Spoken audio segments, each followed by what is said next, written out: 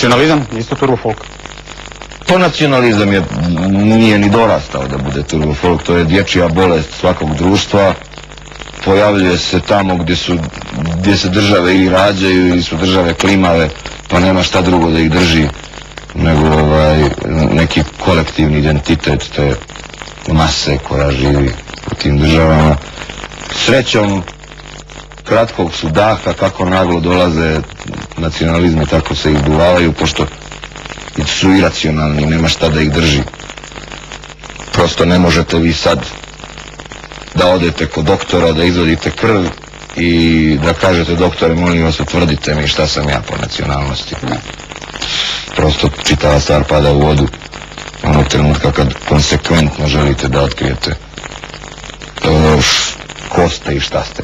To je jedna psihološka stvar koju svaki čovjek ima, koju većina ljudi ima u sebi, taj osjećaj pripadnosti nekoj naciji. I on, kažem, što su države klimavije ili su, šta ja znam, ili se rađaju nove države ili nemam pojma, onda on tu je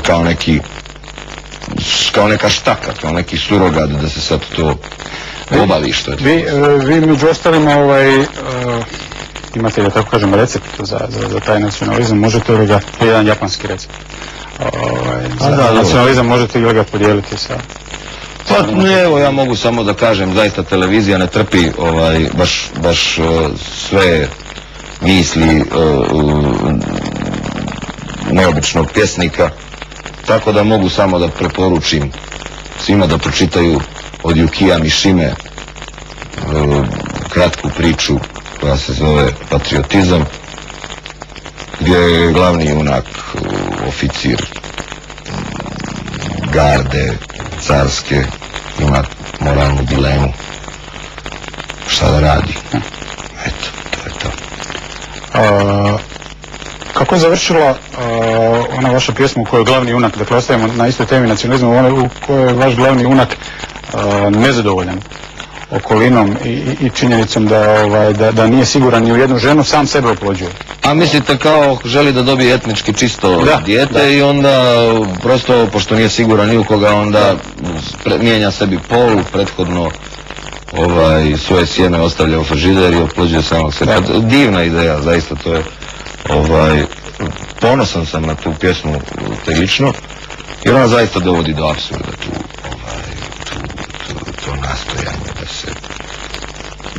da se bude, pa uopšte taj izraz, znate, to je nešto što mora se prokomentariše. Ja ne znam ko izmislio izraz etničko čišćenje. To je katastrofalan izraz, pa to zvuči kao hemijsko čišćenje. Znači vi sad,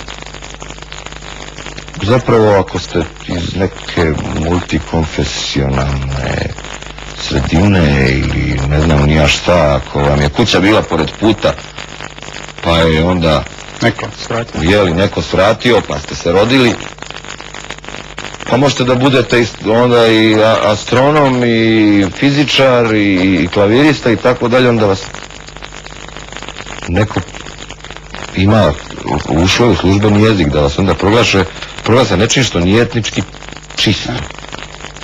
To je užasna stvar. Isto kao što su napravili da onaj ko je bolestan, ko je zaražen sidom, da je pozitivan, a onaj ko nije da je negativan. To je isto nevjerovatna igra sa jezikom. Zanimljivo je na tom tragu ona vaša kletva da Bog da bio etnički čist.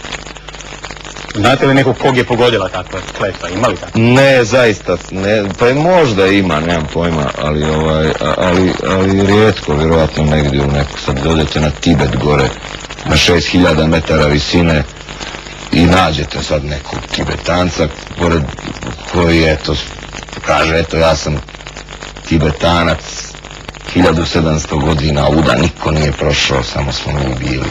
Međutim, đavola sad prolaze tuda oni alpinisti. Ko zna svega ima, kuća ima, prolaznika ima. Ko zna kako se zabavljaju sad tamo alpinisti sa šerpasima i tako da je propala i tamo ta stvar.